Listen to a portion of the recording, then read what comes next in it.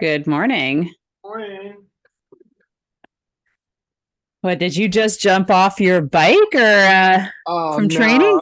no, no, I wish it is. I'm hoping to get outside today. It is a beautiful, wet and cold day here in Richmond. So I And don't know you if want to I'll go out get and out for bike a in ride or that? not. Oh, I thought that was Swift behind you. That's what No, bumper no, it no. is. It's just a race going on. Oh, I was like, oh, you jumped off from training, jump on the call. Not quite. So is this your office? I guess so, eh? This is the studio, yeah. Awesome. All right, Brendan, thank you so much for accepting my invite on the podcast. I don't know if you Absolutely. checked out Thanks a for having couple me. of the episodes. Um, But what I'd like so yeah, you said you checked out Jesse's. Mhm. Did you check out his app that he has? No, I haven't.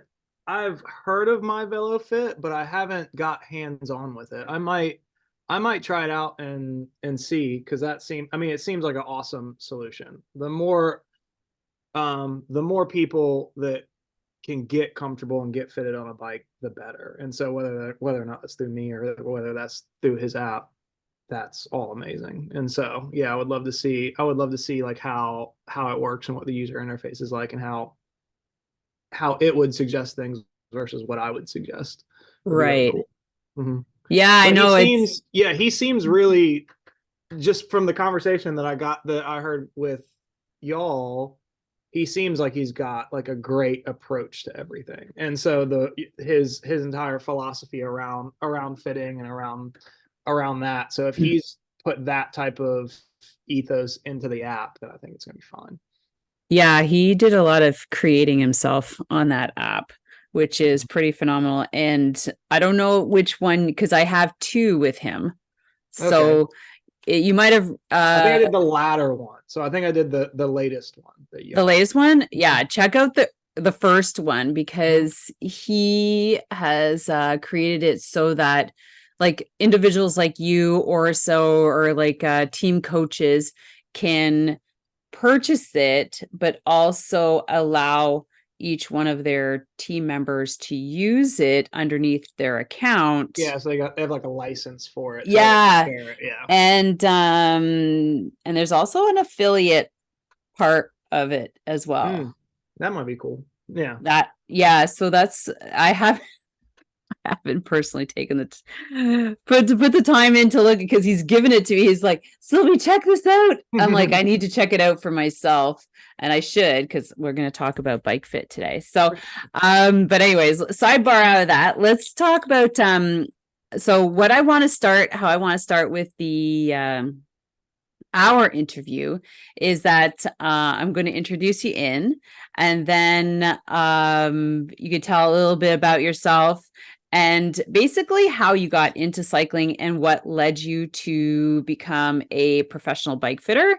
And do you have anything that you want to specifically talk about? Because this will not be aired until the new year. Okay. So like what you could do is, I'm not sure about your area, like how bike fits are, like they must come in regularly throughout the year. Like here in Canada, it's like, boom, summertime, everybody wants a bike fit. Nobody thinks about it in the winter. Like we could talk about some tips, like for people who are on their trainers, some basic things that people can check out at home, something like that. Yeah, we can do all that. Yeah, this is the first year of me running my own business. And so, yeah, learning the seasonality kind of flows of it. Like summer was, couldn't get enough people in. And it was it was packed and busy. And now it's much slower. And like I said, it's cold and rainy. And it's certainly a slower time of year, but it's cool because I have time to do stuff like this. And so, yeah, exactly. All right. So let's get started. Let's take a pause. All right, everybody, welcome back to another episode of Secrets in the Saddle, All Things Cycling Podcast with your host, Sylvie Doe. And we have Brandon Davis, who is coming to us from Richmond, Virginia. And he is a professional bike fitter. And I've only had a couple on the podcast over the last couple years, but I do think, and I feel that bike fitting is a super important component to cycling.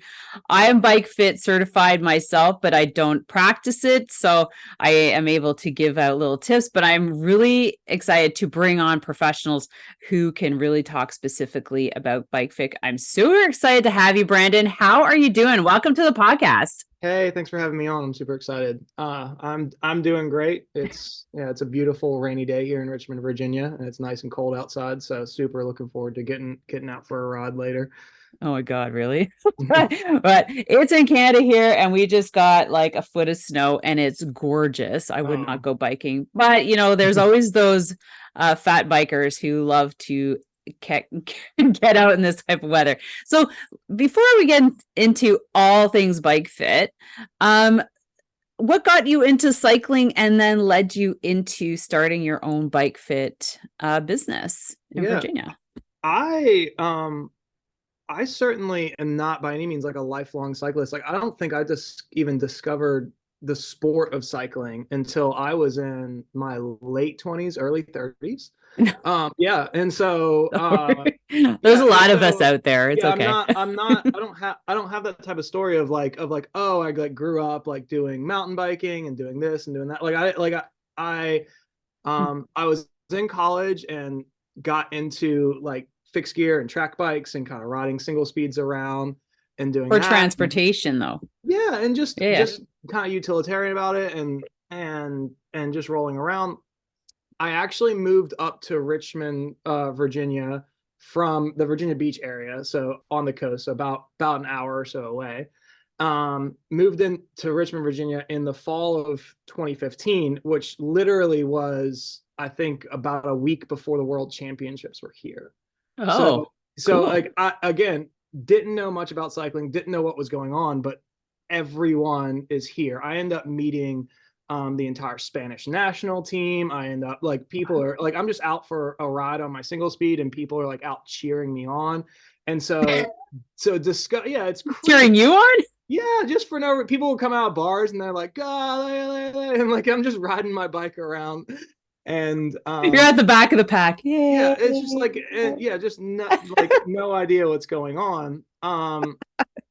And so that kind of started me discovering cycling and discovering what's the bigger world of it from just riding single speeds. And so started in like 2016, 2017, going to a couple group rides around. I mean, I just showed up on like a single speed fixed gear bike to these group rides, like, 'cause it was the only bike I had. And I can only imagine the looks you got. Oh, people And were then like, you like blew everybody away and you're like, it was kind of, and like, so people were like, "Are you sure you're gonna be okay?" Because Richmond's fair. It's not.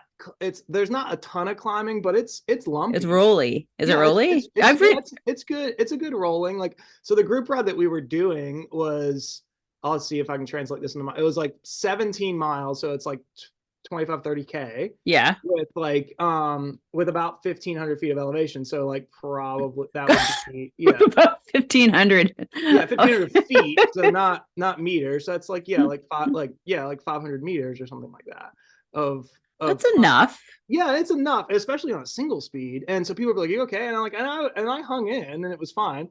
And so started getting into it more and more. Got a proper road bike, and then wanted to get into the sport of cycling, and like joined a local club team, uh, and then like just saw a YouTube video about somebody getting a bike fit like in the UK or something like that. You're like, And I was like, "Oh, what oh. is this thing?" And yeah, what is I have a bike You're like, down this the makes road. sense now. Yeah, I'm like, okay, do I like let's go do this. And so like I ask around, I found a shop that's doing it, and go and experience it. And I'm like, okay, cool. And then feel way better, feel way faster.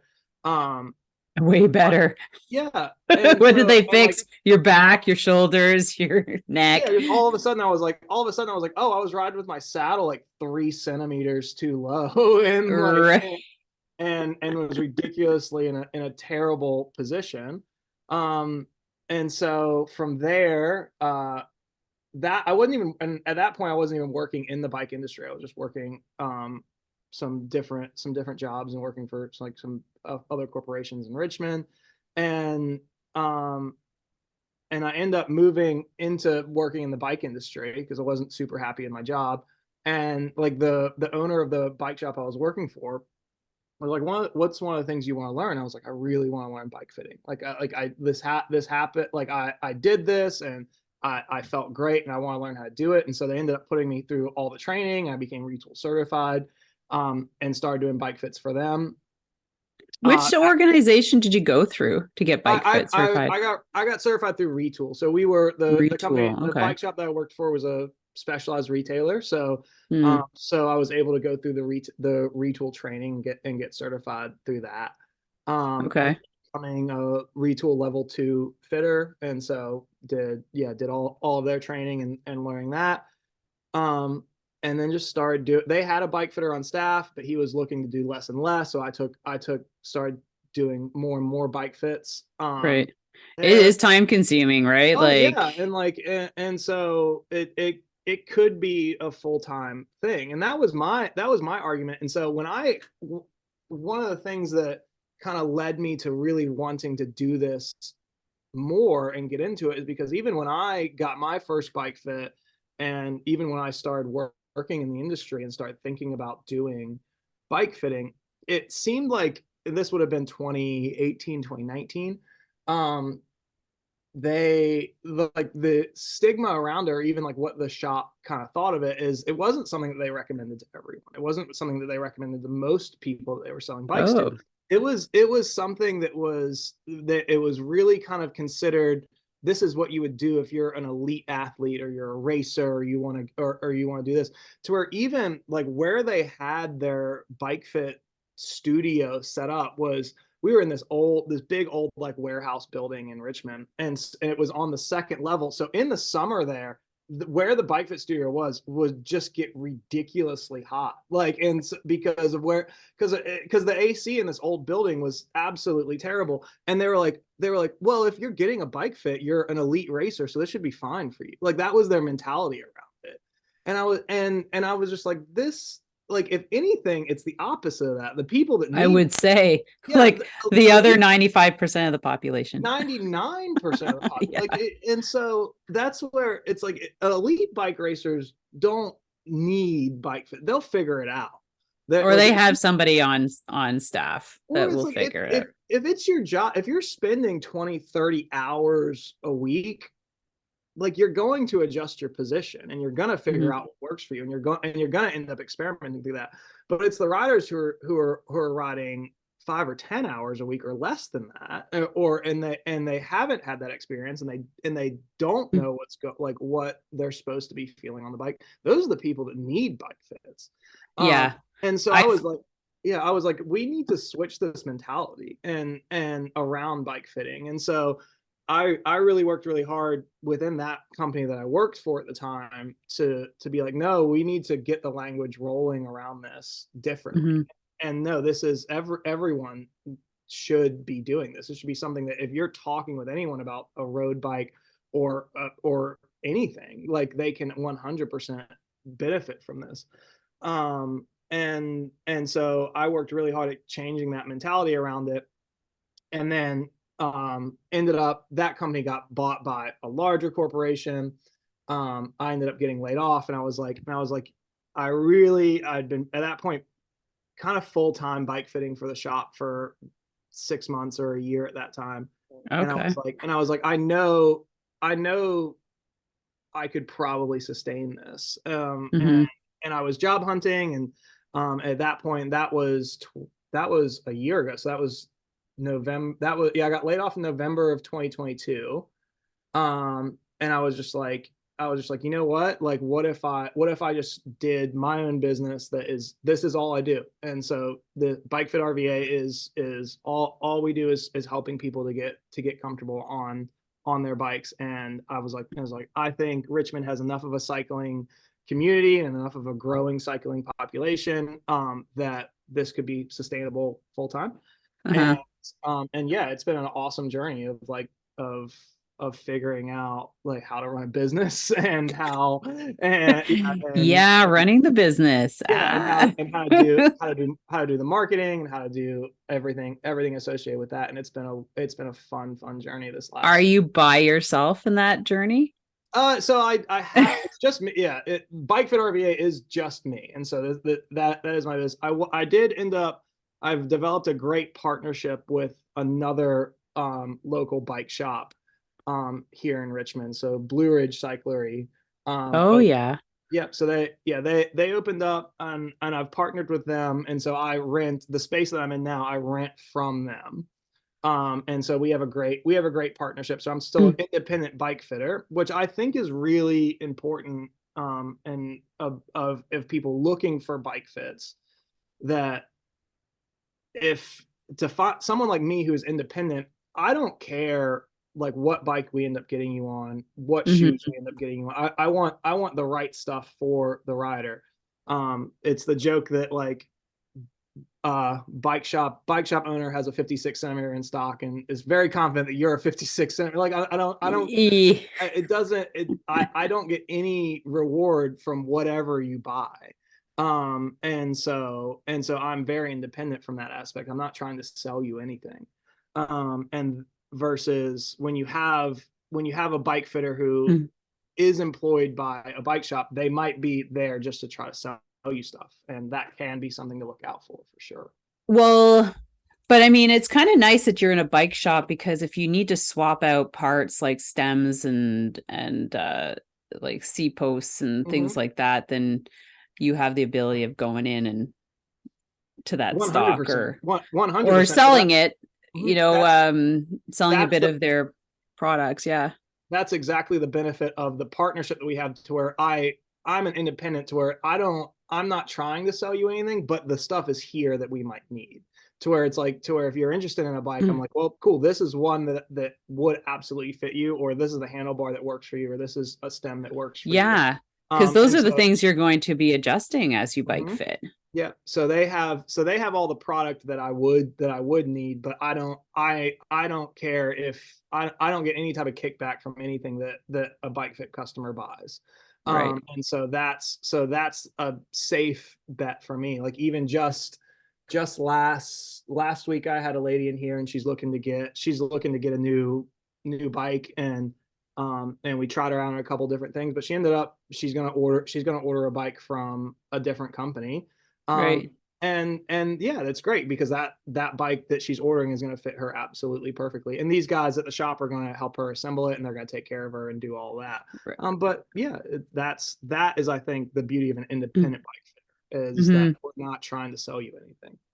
Well, I think it's really cool also that I know some shops here in Ottawa, they have bike fitters in the back, Mhm. so if you happen to need a bike fit or want a bike fit. But I also find that a lot of salespeople will, like you said, will fit people on bikes that are not necessarily their size to get it out the Fit, door. quote unquote, for sure. And because I have a women's cycling club, so I see everybody at the beginning of the season, and you can kind of like, you've got the stories like, I just got this, or I got this secondhand, or whatever, or I've been on this for a gazillion years, and it, like, the seat post is so low that so I do quite a bit of adjusting just by eyeballing, but I find that that's a big issue as well, is like just getting people to buy bikes that are not necessarily their size, and or they're just too much of a, I mean, it's hard to say right now because they're the only real bikes that are, I think it's a little better now, but before, like, the only thing that was left was high-end bikes, and a Mhm. lot of people are just not that level of cyclist Yeah, yet, right? there is certainly there's a big missing. It's ever since COVID. There's, I mean, prices have gotten really tough, and so yeah, Mm-hmm. there is a good kind of missing middle, I think, of a sweet spot for um solid entry to mid level bikes for people getting into. Yeah, I think that's where there's a ton on the secondhand market right now, to where if people are savvy there to look around.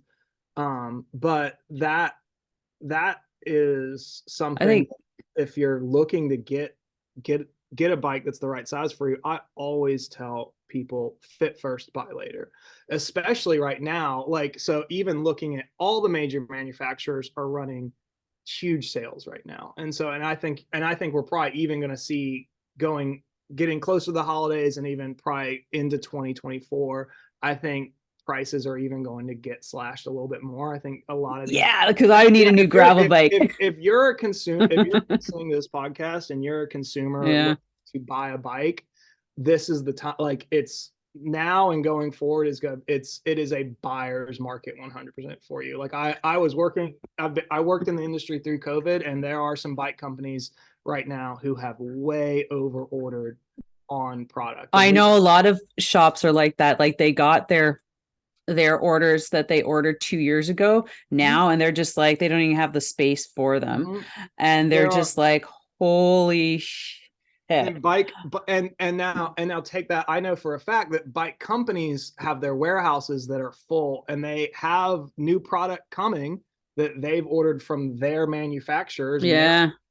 they're coming, and they don't have space for them in their warehouses, and they need to clear those out. And so there's gonna be a great consumer market. Like, we're gonna see prices getting slashed left and right. um, Mm-hmm. and so now the consumers are gonna be saving money, but especially if you're buying something from a direct to consumer brand like a Canyon, Yeah. or even major manufacturers like Specialized are you can order directly from Specialized or Trek.com now, and they'll deliver it to your door. And but that's where it's like, fit first, buy later. And so go find a bike fitter and figure out exactly the size that you need, because because I see it so often with riders, especially women riders, that that they look at a sizing chart, and or they talk to someone in a bike shop, and they get put on a bike that's not, more often than not, too big for them. Right. I do And see that. Like, yeah. yeah.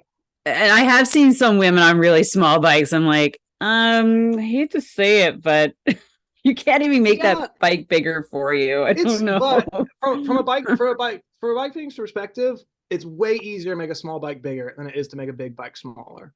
Like, Yeah, it's I guess so. Like, there are certain 100%. things you could do, but after a while, you're like, Hmm. honey. Yeah. So I was just thinking, so d do you have special pricing for people to come in? And so you say bike fit first, buy later. Hmm. So that would mean that a lot of people are like, what size am I? Because there's a lot of sizing charts out there, but what's that one thing that someone would need to know to best choose a size for them? Because there's like what, extra small, small, medium, large. I think that's bikes just come in those sizes, right? So And are they all the you'll either same have, yeah, dimensions? it depends on manufacturer. So this Yeah, is so it depends on the manufacturer. and here's the crazy thing, and this is why, again, fit first, buy later, and or develop a relationship with a bike fitter if you don't know this. So some manufacturers use t-shirt sizing, so small, medium, large. So you have like Canyon bikes. I think Giant as well does small, medium, large. Then you have other manufacturers that use the traditional centimeter sizing. So you'll see things like 52, 54, 56 centimeters. Yeah. The Uh-huh. problem is, especially with more modern type of bikes, is that there's not much consistency manufacturer to manufacturer between geometry sizes. And so and depending on the type of bike that you're looking at could even change the sizing of the bike that you need. Like Yeah. for example, my bike right there, my new race bike is a 54 centimeter Trek race bike. My gravel bike is 52 centimeter Trek gravel bike. When I rode a Chanelli bike, I rode a 53 centimeter. If I was to buy a bike from Cannondale, I'd probably buy a 51 centimeter, and that's because those geometries are so different that I don't think there's a single tube on this 54 centimeter bike that measures 54 centimeters. And so it can get very confusing on what to get. Yeah. So that's where it's like, yeah, if you're looking to get a new bike and you're looking and you don't know where to start and you're looking at all these different sizing charts and things like that, it can be absolutely confusing. That if you go to a bike fitter and they can get you on either a couple different bikes that would be your size and then can experiment with that, or So use. what would you do, Brandon, for someone who came to you and said, listen, I'm looking at a couple bikes online. What do I need to do? Like, what kind of personal measurements do I need to take to figure out like inseam? I think inseam might be the main one, maybe a torso, that they would need to take to then take to the chart and figure it that's out. that's really so your height and your inseam would certainly be part of it. Yeah. um and so there's a lot of formulas online that can say like, oh, you can set your saddle height based on X percentage of your inseam. um the the But just to problem get the frame. just to figure out the size. So that's Yeah. the really tough thing is, without getting onto a bike and seeing it. I hate to say this, but yeah, there is no measurement on your body that 100% says what size bike is right for you. Oh Um, God, really? yeah, and it just doesn't, in my personal experience, it just doesn't work like that, because there's so much of your what goes into what bike's going to fit you and what size you need. And even the number one measurement, I would say, for if you're going to look at it, is knowing what your actual saddle height is and what saddle height that you need. That's probably the first thing that you can take into looking at what bike is going to fit you, is knowing, I know that my saddle height is 72.25 centimeters. And so That's from the spindle. that's from the center of the center of the pedal spindle, the center of the bottom bracket, Yeah. to the center of the saddle. Right. And then here's the other thing that varies based on the crank length that comes on the bike. So if I'm on a bike with 170 millimeter Yeah, but cranks, don't they all come like pretty similar cranks? they do, but it's starting to change, especially in some of the sizing that a lot of women fall into. So especially in that Oh, 48, 50, 51. yeah. um we're seeing some manufacturers go to like 165 cranks, while some manufacturers are sticking at a 170. And so things are really Oh, they're changing. shortening it up. Yeah, so things are changing based on manufacturer, and then other manufacturers especially the direct to consumer ones, are starting to let you order bikes exactly spec the way that you want. Oh God. Okay. So if I were because I'm just like, whoa, I need something clear and concise. So Mhm. because I am looking for a new gravel bike. Yeah. Okay, I got a road bike. I'm not going to upgrade that. Now, if I'm doing my shopping online, Mhm. what is the one tip that you can give me, like, that would help me purchase the right size? Because that's it. Like, if you purchase the Mhm. size, like, you're stuck with that bike, Yeah. right? And there's nothing worse than getting the wrong size bike and then having to sell it and start over. Yeah. Um, The one thing that I would say is if you what's the go one thing? Everybody if lean in. I'm leaning in. the one thing I would say is this is if you're looking online, you're looking at the sizing charts Mm-hmm. of what you could say. Most people fall. Everyone comes and they go like they're saying I'm either a 52 or a 54. They're saying I'm right on the cusp. Or I'm right in between. Most people Okay, are let's look for women because Mhm. all these women are going to lean into here. Yeah. So if you're on the cusp or Like a near 48, 48, 52. 48 to 50, if you're right on the Yeah. cusp, go with the smaller size bike. Um, Okay. 100% if you're on the cusp of in between the sizings, always select the smaller size. So, but what measurements would I take to use, like, The manufacturer websites will probably base it on your height, so my height? your Okay. actual height and your inseam and And my knowing inseam. So that knowing would minus like the torso because some people have shorter legs, longer torso, Mhm. longer legs, shorter torsos. So Yeah. then it would be like the reach. So I guess, like you said, you can fix the reach with longer stems. So yeah, the number one problem that I see Yeah. from people who have bought bikes, especially women, Let's talk not women because, like, yeah. yeah, especially women, is they get on a bike and that bike is way too stretched out for them. It's way too Right. I've had a bike like that. yeah, It was my first ones.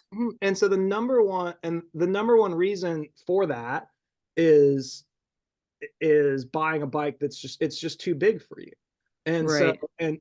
you end up being so stretched out. And so yeah, Yeah. the number one thing that I would recommend is, especially if you're on the cusp in between sizes, is selecting the smaller size bike. It is always easier to make a small bike bigger than it is to make a big bike smaller. Okay. 100%. 100%. Okay, everybody hear that. Okay, so we're gonna take, so let's run this through. So since if we're all buying bikes, and of course we're gonna come to you after for a bike fit, because then we're just like, I've got this bike kind of on the cusp. Now I need you to make it like So really and fit me. and again, that's the thing I was saying. If you have access to a bike fitter, go to them Mhm. first. So a Okay, lot so go of back to this. Go to them first. But is this like a separate service that you offer? yeah, fit Yeah, yeah, okay. yeah, fit first, buy later. So a lot of Ah, bike okay. Okay. yeah, That's the so first I've heard of that. fit Tell first, me. buy later. That's if you want the absolute number one thing I would say is if yeah, especially again, these bike manufacturers are cutting prices. Yeah. You're now going to have an extra margin to spend that you would have if you would have normally spent $2,000 on a bike. That bike's marked down to $1,500, and go spend the extra few $100 on getting a bike fit first and knowing exactly what you need. And so because So what do you mean by a bike fit first? So if I don't have a bike mhm, and I'm looking to buy a bike, so mhm. can you explain the bike fit Yeah. first? So fit if you came to me and you're like, I'm looking to buy a new bike, Right. you come into me. What I'll do is a lot of bike fitters have what's called a bike fit jib, or a size cycle. So what you can do Oh, okay. is So you it's all right. Keep so going. you would come into me and go, I'm looking to buy a new bike, and I'd be like, okay, cool. What are some of the bikes that you're looking at? And you'd be like, Mm-hmm. I'm looking at getting this new gravel bike. I'm looking at the Specialized Crux. I'm looking at the Trek Checkpoint, and I'm looking at the Cannondale Topstone. Right. Okay. Those are three gravel bikes. I can, as a bike fitter, if I have a sizing bike, what I can do is I can pull those geometry charts, and Oh, I can set this bike fit jib to go like, this is what a 54 centimeter specialized crux feels like. And I can right. set that. And then while you're on there, I can adjust it, go like, here's what a 52 would feel like. And I can just and I can change it in a matter of seconds, probably while you're on it. Do you have that bike just as a I visual? Is current it I like behind you somewhere? no, I don't I Oh, don't I don't have that right now. okay. I used to have access to one, and I'm gonna be getting one going into Oh, 2024. good. They can be Yeah, kind of expensive. I bet. So, and so I have a new one coming. That's the first fit I think that's exceptional service, like to have that. before you buy a bike, go to, if you have the ability at a local bike shop and they have a bike fitter on staff, and they have that, and especially if they have that sizing cycle, they'll do the fit first and figure that out first. And now, but even with that lady who I had in last week, so again, she didn't have a bike. She told me what she was looking at, and because I have access to Blue Ridge here, I just went out and got a bike that's close to the geometry that she was looking at, and then I'm able to grab let me grab a prop for you. Get the props. And So, of then course, everybody, you can watch and listen to this on yeah, YouTube. yeah, and so Oh, yeah, I so have one sorry, of yeah, those. sorry for the people who aren't looking at this on video, but that's where, and then bike fitters can bolt on this right here, which is called, this is a sizing handlebar and stem. Yeah, So so that's for everybody. If you go to a bike fit, if you've been to one, and they can take your stem your handlebars off, mhm, replace it with the stem jig that moves the handlebars back and forth, up and down, mhm, so that you can say, okay, what's a, like, figure out yeah, very figure it quickly. Yeah, out. Like, yeah, and so I that like those. Yeah. yeah, and that's especially great because if we're trying out different stem lengths for your Mm-hmm. bike. And elevations Mhm. and Yeah, yeah. if I have you on the bike and you're pedaling around, and we go like, and we need to make a change, and then I have you step off, and I take the stem off and I put a different one on, then you get back on. Yeah, yeah, yeah. Yes, I think that feels better, to where if we can change it really quickly, Mm-hmm. then that makes that real time feel much different. And so yeah, that's what I did for this customer just last week, is got a bike that was similar size and geometry to what she was looking at. We used a sizing handlebar and stem to figure out exactly the touch points that she needed. And then she was able to go onto the manufacturer website and go like, I need this extra small size frame with this size handlebar and this size stem and this size crank, and we were able to just have her order. Wow. Yeah. That's amazing to be able to leave with that kind of information, because I also find handlebars, like, I know gravel bars are wider, but if you're in, like, I still see like road bikes with maybe they're just older models, but I'm just like, the wider handlebars and Mhm. the drop bars that are Yep. So super. it would be what's called a I'm class, like, especially if you're getting a used bike or something like that, a classic bend bar as opposed to yeah, more modern shallow bend. yeah, Um, shallow and bend. it's especially with, and this is my like bike fitter rant, Go and for it. I'll stand on this hill. Um, bike handlebars are far too wide, and across every size. And there is one bike that I know of on the market today that has the appropriate size handlebar for a woman on there. not Oh even yeah. not even women specific bikes have Mm-hmm. the correct size handlebar And for. that's crazy, Mhm. because I And look at so some of these women's bikes and, like, I'm like, sweetie, if you don't like those handlebars, you can upgrade those and mhm, get something better that's better fit. And also the way I get like the hoods. mhm, They're like always poking, like sticking right up. I'm like, well, how about we adjust them like a millimeter down? and Like, these are just eyeballing ones when I do clinics. mhm, And it's just amazing the difference for it's somebody. really really tough.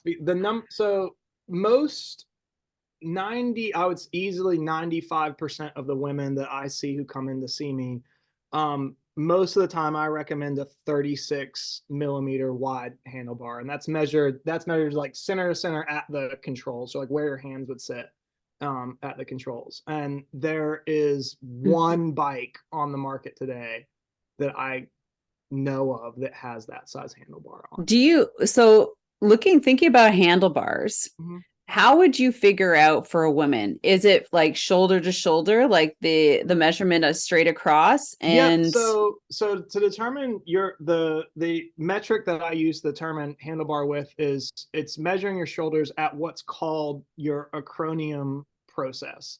You could easily Google, like, if you like looking for like what the image is, or you can feel it on yourself. If you feel on your shoulder, you have the actual ball of your shoulder where the socket is, where yeah. that goes into the shoulder. It's where your collarbone meets the actual shoulder. You'll feel Oh, okay. Yeah. in there. Yeah. That's your acromion. The acromion process is the distance between both those sides. Most, Oh. yep. That distance right there will determine. Um, Oh, like if you come back with mhm, put your thumbs on it, it hits right there. yep. And so Oh, that's interesting. the Hmm. pro so the issue is most women that I see come into me measure somewhere in the ballpark of 34 to 37 centimeters wide. Yeah. Um, and even most women's bikes out there are going to have a 40 centimeter wide handlebar. So that's 2 to 4 Are centimeters. gravel bars not like typically wider? Because I've known Typically, yeah. And so is that there's is that just for bike handling of like it's because it's trendy. That's oh because it looks okay, like so it has nothing to do with the fact that it's a has gravel nothing bike. It's just has like nothing to do with looks has absolutely nothing to do with handling at all. because the bottom like the bottom drops are flared a bit. I So you get have that just we for do like Yeah, we do have a positioning. trend for flared handlebars for Hmm. sure. And to where that gives you a little bit more variance in your width. And so there Yeah. is an argument for having the drops a little bit wider, because that can help with descending. So when Yeah. you're descending, it can give you a little bit wider of a grip and give you a little bit more confidence when descending, especially on gravel and loose stuff. Um, Hmm. the problem is we do see this tendency for really wide bars, and it's just because it became really trendy in the last few years, and people started bolting these really wide flared bars on, and they looked really cool on Instagram posts, and people got all really hyped for them. And the problem is, what happens is when a handlebar is too wide for you, what the rider will end up doing is you'll end up basically, to correct for that, you'll end up rolling your wrists in. Yeah. And so I see this again a lot of times with women, is so you'll roll your wrist in order to basically make the handlebar, make your hands sit in a narrower position, because your wrists want to be in line with your shoulder.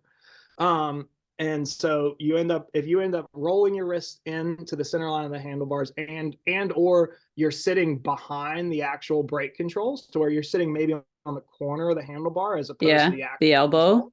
kind of. Mhm. Yeah, Yeah. that's a sign that the bars are too wide, or the reach is too long. Normally it's a combination of the two.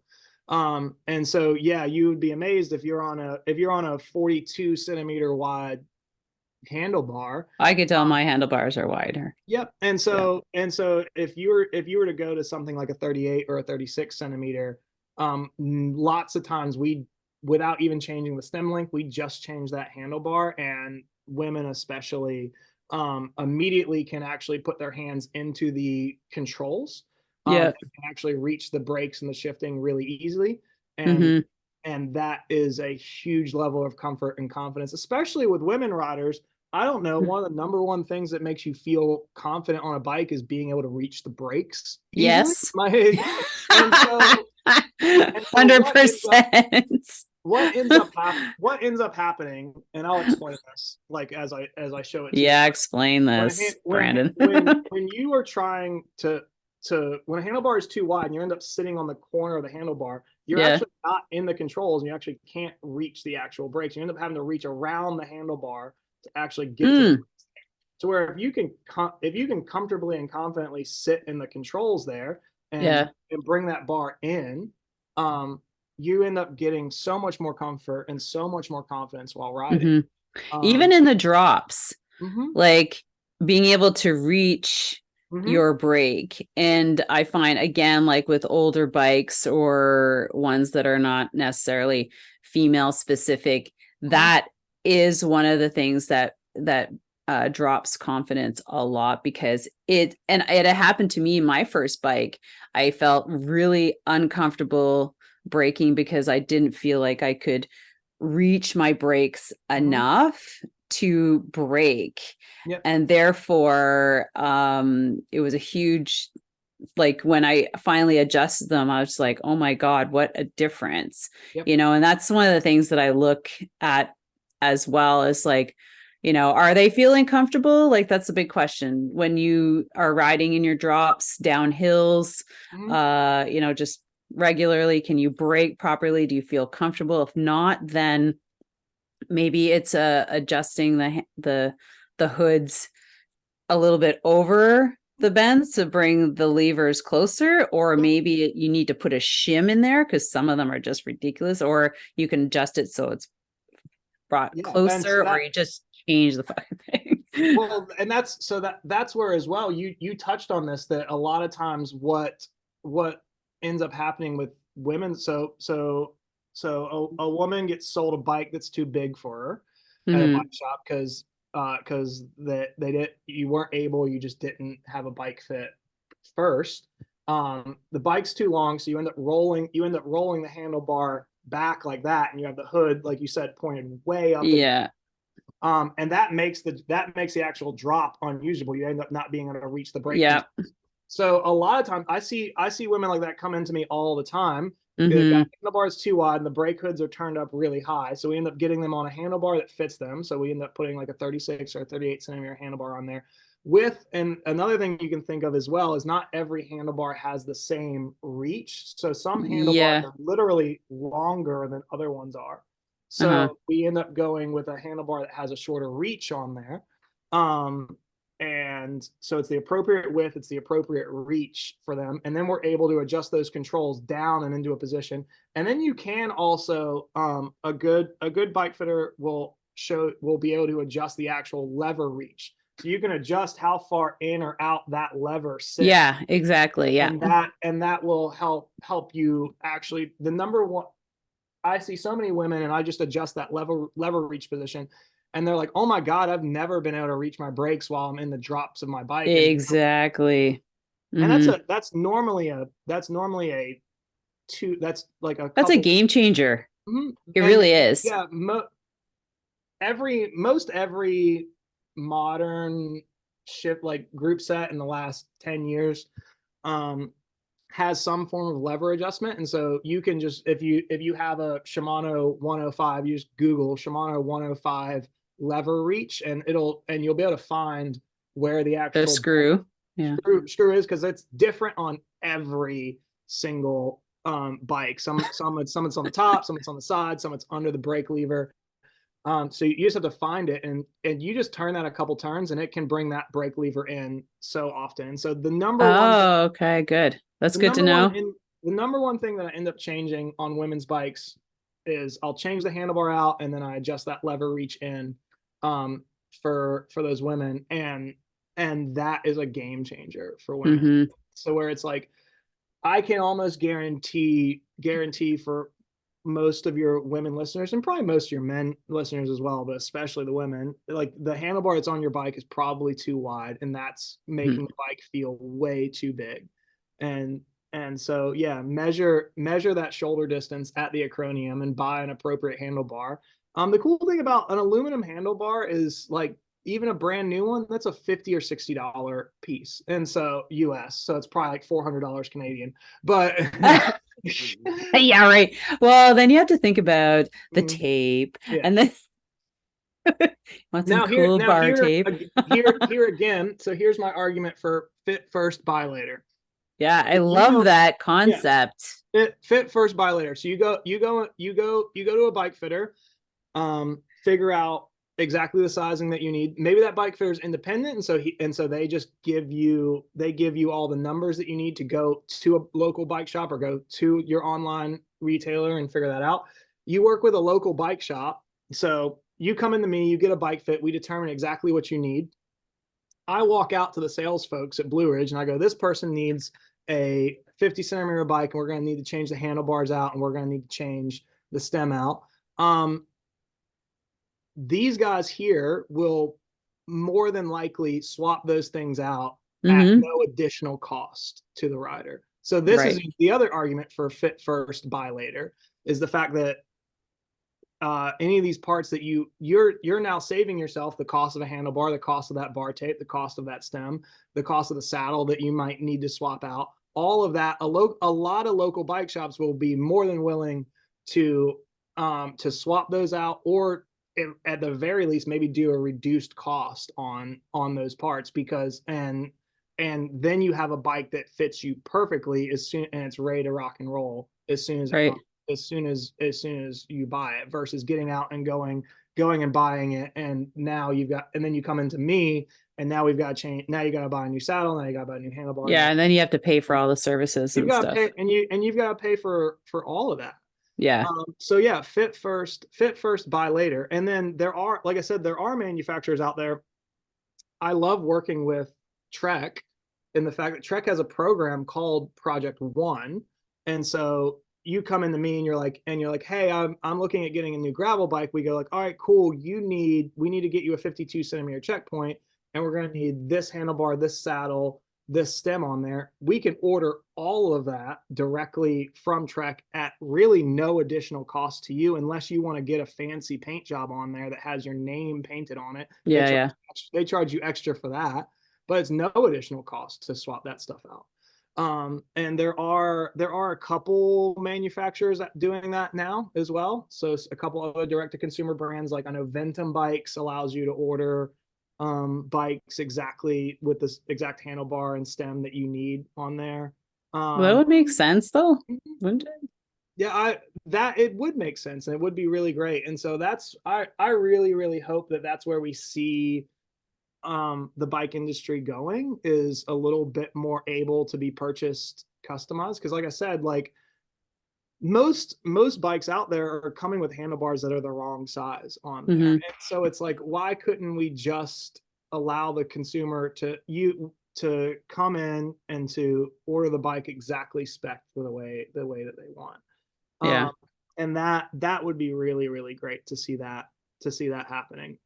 Yeah, I was But just gonna have a whole ton of extra handlebars kicking around because like they're all gonna be swapped out. No, okay, so awesome. I love that because it's always like starting at the stem, like starting the handlebars and working back. So let's just touch a little bit on saddles, because I know that there's always the conversation around what's the right saddle? Why is my saddle hurting me? And even before you get into changing up your saddle, there's a host of things you need to check out first. Like, are you wearing underwear? What kind of bike shorts? Like, and before you get into the saddle, and I had my saddle changed. I assume that you do the sitting bike measurement. Oh, you're measuring your sits bones? Yeah, sits bones. So I had that done, Sometimes. and I was sitting on a way too narrow saddle for like the longest time. And it took me a little bit to get used to, but I started understanding like the way my bum was just sort of like, at first I'm like, oh, what is my ass too big? Like, what is this? But it's my sits bones, right? So my sits bones were not centered on the saddle. They were centered on the outside of the smaller saddle.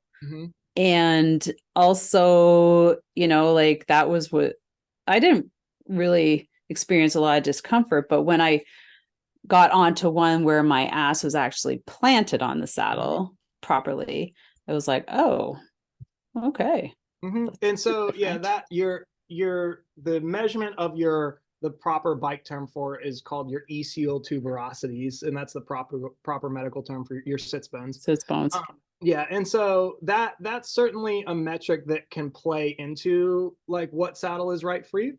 And so yeah, typically if you're on a saddle that's too narrow for you, what ends up happening is you end up feeling like the saddle is digging into you, because Mhm. what ends up happening, again, this is for your YouTube Oh viewing. yeah, there we go. So The this is hips, just the pelvis. the hip, the Uh, pelvic bones. yeah, so this is your pelvis. Your ischial tuberosities are the very small, like, sits bones at the So for very bottom. ladies, this is really important because every one of us are a little different down there. Everyone is different, and these are a little bit wider. And so what can happen is if the saddle is too narrow for you, those ischial tuberosities are not actually being supported by the saddle, and you'll feel like the saddle is digging into your soft Crotch. tissue. Yeah, your crotch. And so everything in between there is just genitalia. It's just soft tissue. Yeah. Um, and so we don't want to be bearing so much weight on that. So these do absolutely play a part, and you can absolutely. A lot of bike shops will have the ability to measure those for you. You can do it at home. You can just sit on a piece of cardboard, and it'll make two little indents. Then you can measure that, and that's Oh, that's a good idea. you can. Yep, there's lots of different measurements for at home being able to measure your sits bones with. Now the issue All right. What's the issue? is and so that is, I will say, that is a factor in determining the saddle that is right for you. It is not the end all be all. Because if you are sitting upright and measuring those sits bones, that's going to measure wider if you're sitting directly upright. But the issue is as you get on a bike, especially as you get onto a more performance oriented bike, you're not sitting upright. You're rotating your pelvis into what's called an anteriorly rotated pelvic position. And so you're rolling your hips forward, and you're actually sometimes, especially at the most extreme end of that, Yeah.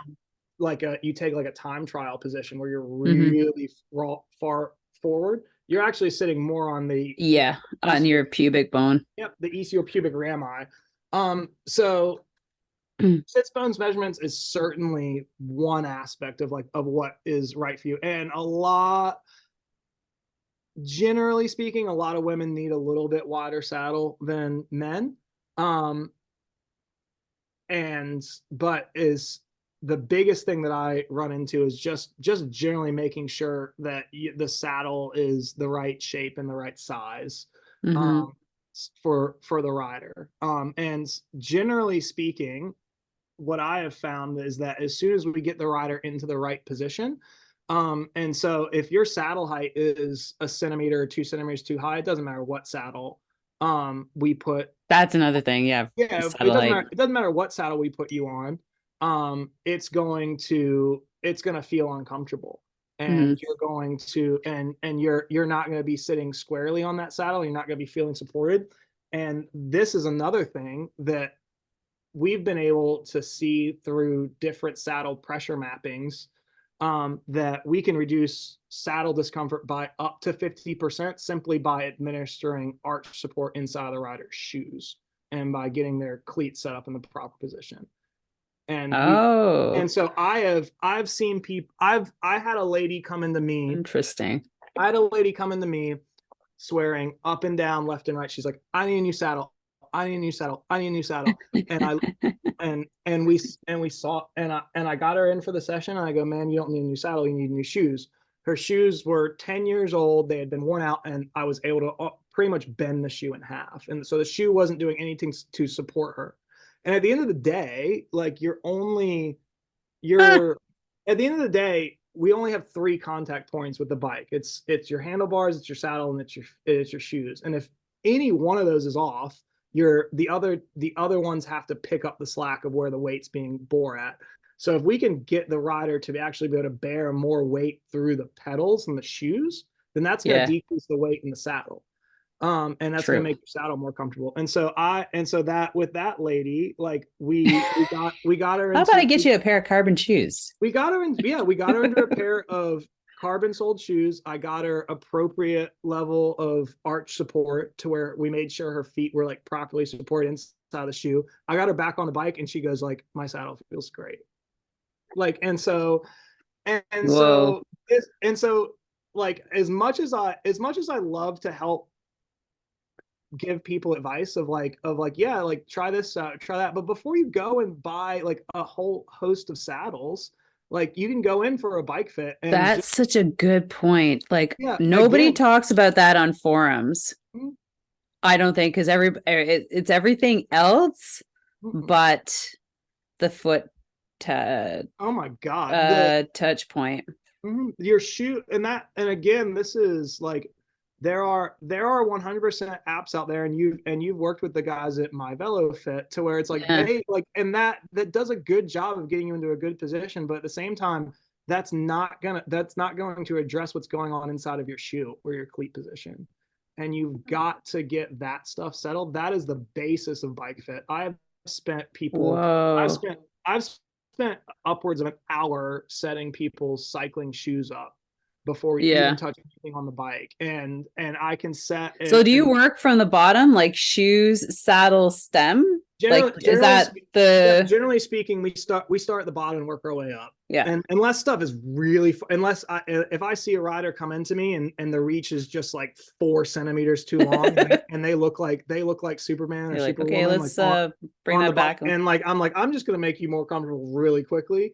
But generally speaking, yeah, I start from the bottom and work my way up. The Yeah. feet support the knees support the hips, and the hips support the upper body. Uh-huh. And so that's our basis of where we start. And so yeah, if you're having saddle discomfort, more than likely it could actually be your shoes. And so yeah, make sure that your shoes are set up properly, that you've got proper amount of arch support inside of your shoes, um, and that your saddle height is appropriate. Then we start playing with your actual saddle selection. Yeah, I don't change people's saddles out until I know that they're generally on a good position on the bike and that their feet are properly supported. Well, that makes total sense. Mm-hmm. Hmm. Yeah, that's Okay, the let's base. just talk about cleat positioning. Mm-hmm. So I'm gonna bring my shoe in here. Everybody's got the visuals on YouTube. So I did a bike fit. I went for a bike fit. Mm-hmm. Love my bike fitter. He said that there's this new trend or new science coming out that, okay, so if you see here, right about here is where the ball of my foot is, like Yeah, the your the fifth bone. metatarsal head is Yeah, what we right call there. that. Mm-hmm. So he positioned my cleat, and this is, and I just finished like 5 sessions in at Cairo, the chiropractor, who is also a bike fitter as well. Mm-hmm. Not because of this, but I brought it to his attention because I was like, hey, do you think like maybe some of this might have something to do with like the other stuff? So he positioned my cleat a little bit further down Mm-hmm.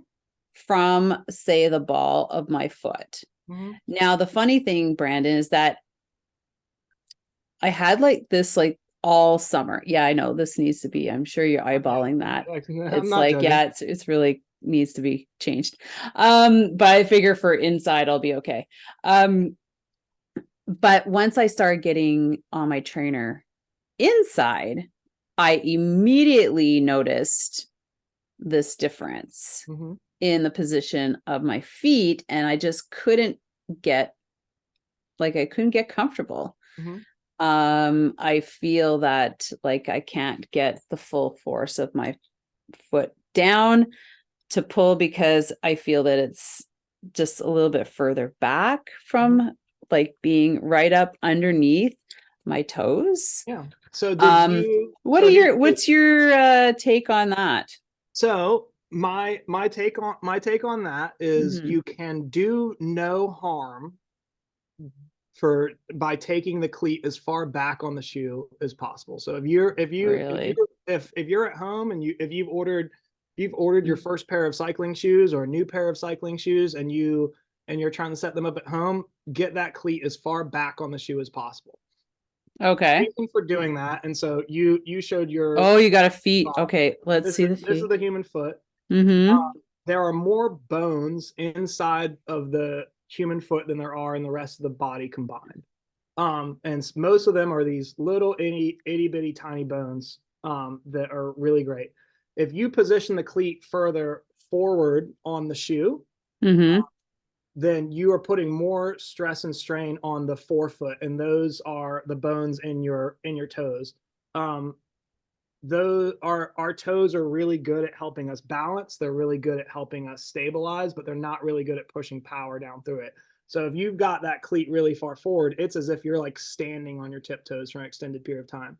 As you move that cleat further and further back, in line with the metatarsal heads on the bottom of Mm-hmm. the foot there, then you're getting that pressure under these larger skeletal structures of the foot, and you're actually able to bear a little bit more weight through the foot, and you can generally help to stabilize the foot as well by bringing the cleat further back. Now, here's my question for you. So that bike fitter moved your cleats back further, Yeah. right? Okay. Did they lower your saddle? Did he lower my saddle? I can't really remember, actually. So as you move the cleat further back, Yeah. you're effectively moving your foot further forward, All and it's right. when we take that as an entire system, now at Mm-hmm. the bottom of the pedal stroke, your foot's further away from the saddle than it was before. Right. Especially if you've gone from having your cleat way far forward on your foot to way far back, you Mm-hmm. probably need to lower your saddle in I would say before you ride off that cleat position. What that sounds like to me is you're saying, correct me if I'm wrong, you're saying when you get to the bottom of the pedal stroke, you're feeling like you're losing power, maybe from like that four to like Yeah, like 7 o'clock position. it's feeling like there's this little ledge, or like, so there's my Mm-hmm. foot. Mm-hmm. So this is my cleat. Mm-hmm. And I feel like that, like I'm putting all the power into there. Um, and I just feel like there's a ledge like right here. Like I'm not getting the full power Mm-hmm. Yeah, that you I feel like used to. at the bottom of the pedal stroke, do you feel like you're losing power? Yeah. Yeah, your Yeah. saddle's too high. And so that's where I would say try lowering your saddle half a centimeter, and see how that feels. Because I think I might have, because I was looking at my knee bend, Mm-hmm. and I think I might have put my saddle up, or for whatever reason, I felt like my saddle was slipping. Yeah. And so I'll take a look at that. Mm-hmm. I'll bring out my mirror, Mm-hmm. put it inside my bike and take a look. Mm-hmm. And I'll drop it and see what it feels like Yeah. before I start farting around like Mm-hmm. Yeah. my So bike yeah, shoes. generally speaking, yeah, you can do no harm taking the cleat further back, and lots of times It's not all the way back. Like you I can would say still so. see. Mhm. Is that where it's at, or did you bring the cleat back further forward? No, that's where he placed it. Oh, So okay. if you So it see, was even further. It was further forward than you had yeah, than like before. if you see where the bolts are, Mhm. like I Yeah, would like shove it like yeah, straight to the very end. Like, yeah. I'd lower your saddle half a centimeter, and see how that goes. okay. I would probably go ahead and if if I was telling you to even experiment with it, yeah, take your cleats all the way back and lower your saddle maybe 3/4 of a centimeter, and see how that feels. Um, and so yeah, generally speaking, if we can get that cleat further back, if you the old rule of thumb was to align the cleat with the first metatarsal head, Uh-huh. aka the ball of the foot. And I have found, as well as multiple other bike fitters have found, that leads to a whole load of foot pain, knee pain, saddle discomfort. And yeah, you move that cleat further back. Um, Right. and we have found a whole load of benefits of foot stability, um, knee tracking improves, saddle comfort improves. Now the issue is, yeah, especially for you, if you're going from your cleat being really far forward on the shoe to really far back, you're definitely going to need to lower that The saddle. seal. Yeah, so Yeah, because that makes your foot's sense. effectively extending more than it was before.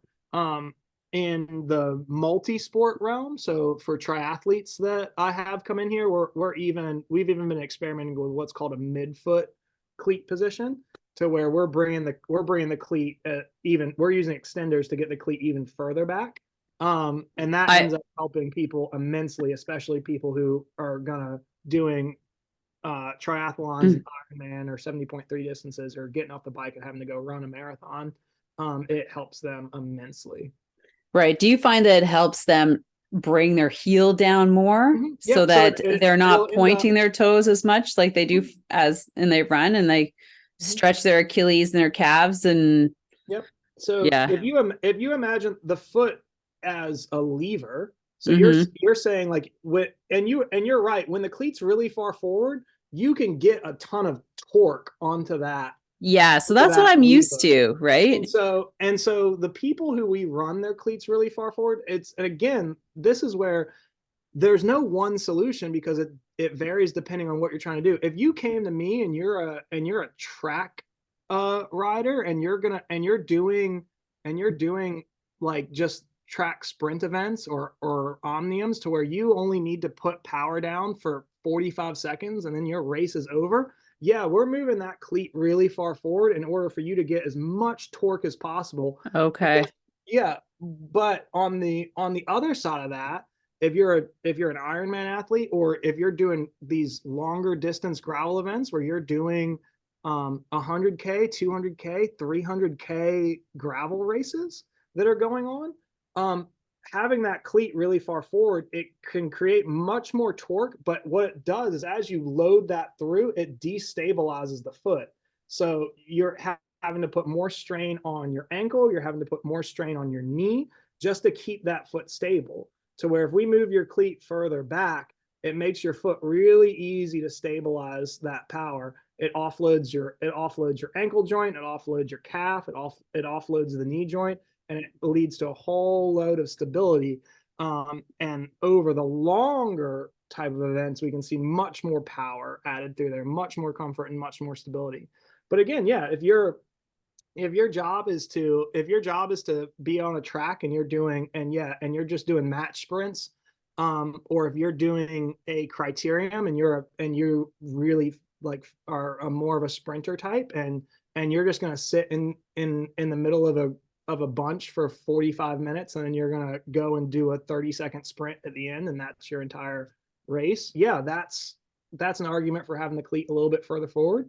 For the type of people who are going out and riding more casually, and um, they're just looking to have comfort, moving that cleat as far back as possible, 90% of the time makes a whole lot more comfort for riders. All right. Now, since I've been talking about a look cleat right here for everybody, let's talk about a gravel cleat Mhm.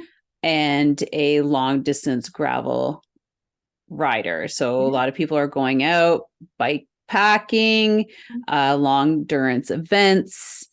And what I have on mine is time. So Okay. it's a much smaller cleat. Mhm. So what do you like? Where would you position that? Um, Again, Because so there's less like surface. for sure. So there's certainly less surface area when we're talking about like Oh, look at you, got a everything in front smaller of you. gravel mountain bike style pedal, Mm-hmm. as opposed to a road style Yeah. of pedal. So like you definitely have less of a contact patch. And that's why, like, you see at the top end of the sport, so you're seeing these new pro gravel riders, a lot of them are going into events using a road style shoe, just because they want the absolute most power transfer. Um, a smaller gravel slash mountain bike style shoe, whether it's this is a in my hand, I've got a Shimano SPD style or a time style pedal. Um, it's a smaller contact point. However, if your shoe is supportive enough, and this is where it comes back into um, having a shoe with a carbon fiber sole that really supports the foot Right. enough, I've found negligible kind of differences of having the smaller contact patch of a SPD or a time. Um, or even like a Crank Brothers style pedal on these gravel events, because the ability to easily clip in and out, because you could find yourself having to unclip to maybe put a foot down to stabilize yourself on a tight gravel turn. You might have to do a little bit of hike a bike. You might have to Yeah, in the mud. stream crossing in the mud. Um, the gravel slash mountain bike style shoes definitely um, allow you to clear that mud out much better than a road style shoe would. Hmm. So the benefits of that kind of far outweigh the performance benefits of having the larger contact patch.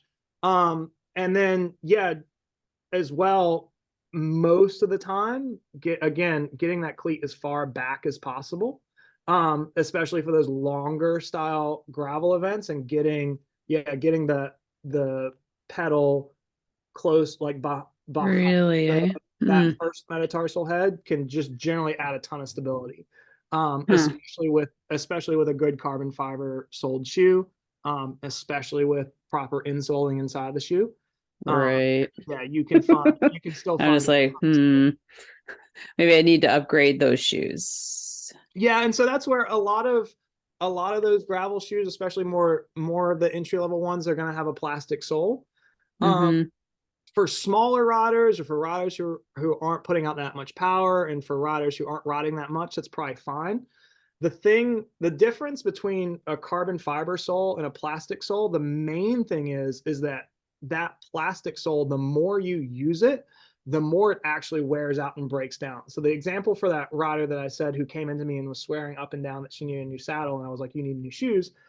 She had those plastic soled shoes for so long that they had lost all of their actual rigidity. And like I said, I was able to just to bend them in half. To Yeah. where a carbon fiber soled shoe, I've seen people come into me and they've got 10-year-old carbon fiber soled shoes that are just as stiff as the day that they Yeah. saw that shoe. I have a good pair like that. Mm-hmm. Hmm. So yeah, again, running the cleat a little bit further back, um, and yeah, that adds a ton of stability. Um, and I can't, yeah, if you're at home and you're not sure where to put them, as far back as possible, and you're gonna find. In the positioning. Mhm. Is it? All right. Wow. Brandon, we've touched on a lot of stuff. It's been fun. Actually, this is great because we touched on all the main points that a bike fit should touch. But I really do love the fact of fit first, buy later. If you've listened to me rant about bike fit stuff for an hour, please, the one takeaway is fit first, buy later. Um, it's really, really sad. I've had to do it a few times when someone comes into me for a bike fit and I had a lady come in here with a $10,000. I know. And I Oh my gosh. and I Yeah. told and I had to be the one to tell her. I go like I cannot fit you on this bike. There is nothing I can do that will make this bike fit you. It's two sizes too big. Oh my gosh. The other thing is that when people say, do you recommend like going like secondhand? I'm like, yeah, I don't know because like, do Uh, you really know that? I mean, that's a whole other topic. Again, Um, fit first, buy later. Like yeah. you can So, that doesn't change. It doesn't change whether you're looking at a new bike or a used bike. Fit first, buy later. And like, so what is it? Is this like a separate service? no, Because I bike would. fits are usually in Canada, they're around $400.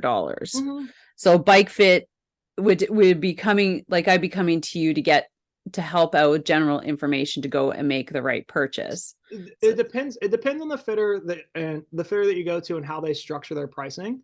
right. Um, for the way For I do you, for the way I do it, I include any of the changes that we need to make to your bike in the cost of the fit. So for the lady who came in oh, I see. for Okay. the lady who came into me right off the um just last week, and so we obviously didn't have her bike there to set up to her fit. Mm-hmm. So I then told her, I was like, when your bike comes in, just let me know, and I will set everything up for it. And Right. again, I know everything because we did the fit first, and she ordered it with all the sizing that she needs. then everything's going to come already set up, and it's already going to come with the right handlebar, the right stem. All I'm going to have to do is set her saddle, put the saddle into the right position, set the saddle at the right angle, and make sure that the stem is set in the right position. But I'm not going to have to change any other parts out. It's all going to be set up and ready for it to go. Yes. So assuming that this bike is going to come in all put together. Yes. Like where and those so people would get it in the box and like, here, assemble it so yourself. you might have set it up. Or any decent bike shop should be able to read any bike fitter. If you go to get a bike fit, your bike fitter should give you your numbers. And so you should, like, everyone who leaves a bike fit with me gets an email with all of their breakdown of how to set any bike up to your fit. And any bike shop, if you go and you pay $400 for a bike fit and you don't find and you don't have your seat height, your setback, your reach, and your drop, and you don't, then I would ask for my money back, because I'm like, how, at that point you should have that information. And everyone who leaves a bike fit from me gets that information. And so then you can give that to any decent bike mechanic, should be able to read a bike fit chart and right up to that. And so that's where it kind of depends to talk to the bike fitter beforehand. So if you were coming into me for a bike fit, a fit first, buy later, I would, when the bike comes in, I would just it would take me all of 20 minutes to set that bike up to your fit, especially knowing that we had everything. Wow, that's amazing. I love that. And I'm going to be talking more about that with my friends who are cyclists, or anybody who asks me about it. Fit first, buy later. Yeah. So I hope everybody enjoyed this. And if you need to listen to it again, go back and listen to it again, because it is so chock full of information. Brandon, I really want to thank you for jumping on. Now, where can everybody find you? I found you on Instagram. Is that the only place? I'm on Instagram at BikefitRVA, Instagram and Facebook. If you're in Virginia, I'm right in Richmond, in the middle of the state, and so come say hi. If you're anywhere on the East Coast, we'll be around doing a lot. Go for a drive, say hi, then go up to the Blue Ridge Mountain. Yeah, you can come in. You can we can get you in for a fit, and then even if you're at events, there's a good chance if you're in Virginia or around the East Coast this year, you'll see me or some of my teammates. We've got Team BikefitRVA. We'll be around at a bunch of events this season, so it'll be really good. So come say hi. Normally have a big tent set up, and I'm more than happy. Great promotion. Everybody's like, can you make some last minute adjustments? I've had people come up to me in the middle. Oh my God. I'll leave you with this funny story. I had someone who was going to do their first. They hit me up a week before their first. Oh, it always. Yeah, for a bike fit. I go like, no. I'm like, no, I'm not gonna change your bike fit before you fly out to your first Ironman event. Like, it's too late for that. I'm like, I'm not gonna change anything before you do an event. And so you're like, come and see me when you're done. Yeah, when you're let me know what hurt afterwards, and then we'll address you. And oh my God, people are so funny. It's like that. I'm leaving tomorrow. Could you do? Well, I can't say that I was like that, but I did all my own bike mechanics. But I had some friends who were on VeloFix. And he has his truck and he lives not far from me, and I paid him to come over and do an inspection on my bike just to make sure I was okay. God bless those event mechanics. Like, God, no. they put up with I love these guys because they have their van, they can come to you, and so I don't mind paying the extra, because then I know I get my bike like that same day, and we can sit there and chat over why is my bike that looks like yeah you can find me BikefitRVA on Instagram.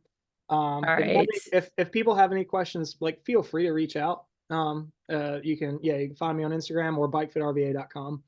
Yeah, Brandon's got a lot of great videos on his Instagram. And that's kind of what drew me to him in asking him to be on the podcast. So thanks, everybody. Make sure you follow Brandon and you follow the podcast on Instagram and on YouTube, the YouTube channel. So if you want to pop over there, subscribe, and also you can have a visual of some of the stuff that we were talking about throughout the podcast here. If you want to watch and listen, or just listen and peer over, you can also join us on our newsletter, not newsletter, but it's a notification email. So every time one of these episodes are launched, you go to seekersfromthesaddlepodcast.ca and you can sign up there. So thanks, everybody. And thank you again, Brandon, for being so helpful and providing so much great information. It was truly amazing. Thanks.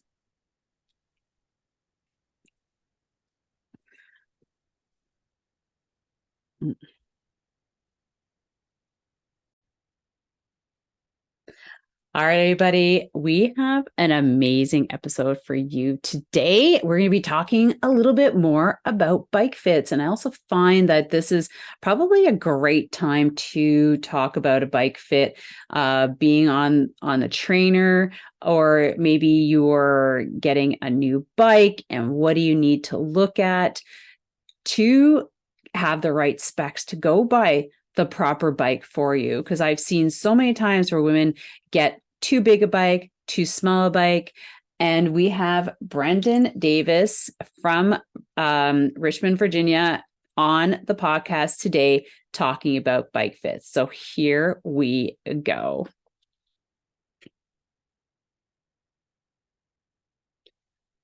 All right, friends. Now, was that just a little bit eye-opening and amazing? I'm telling you, I am going to go back and listen to this again, because when I coach and I do these clinics, I always do an eyeball for fit on the ladies.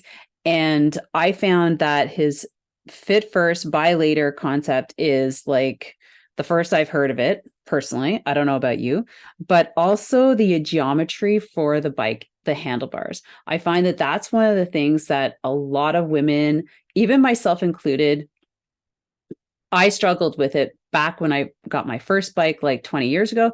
But now, like, coming in with old bikes, and it's just one of those it's just one of those things that you can go in and have easily changed. You don't need a full new bike. Nobody needs to break the bank and buy a full new bike when they can just pay a little bit to have the proper handlebars, for instance. And that's one of the things that we talked about a lot. Like, if you're like, oh yeah, that's right, I recommend going back and listening to that portion, like the first part of the podcast, and just going over everything that Brandon was talking about with regards to the measurement of your shoulders, to the proper measurement for a proper bike handlebar setup. And I know I'm going to go look at my gravel bike, because I know those handlebars are way bigger than my road bike. And I'm going to do some measurements in comparison as well, because like, if you're going to be sitting on a bike for, even as an entry person, like, a long ride for you might be an hour, maybe less. A long ride for me might be 3-5 hours. And on the off day, but you know what I mean? And to be sitting in discomfort is so disheartening when you just want to love your bike ride, right? So I found this episode super informative. And I know that I'm going to go back and take some more notes so that I can educate, just through a conversation, some ladies that can, make their bikes feel better. Right. And also bike shoes. I didn't even think about that, but the age of bike shoes, and it's just like coming in with a helmet that's like 10 years old, that's been sitting in your garage.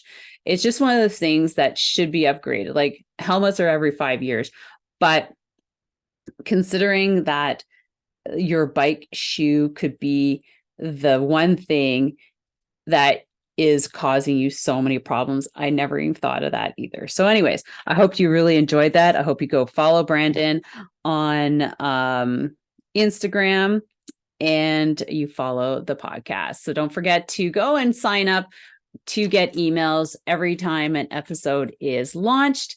And we'll see you on the next one. Thanks a lot, everybody. Bye.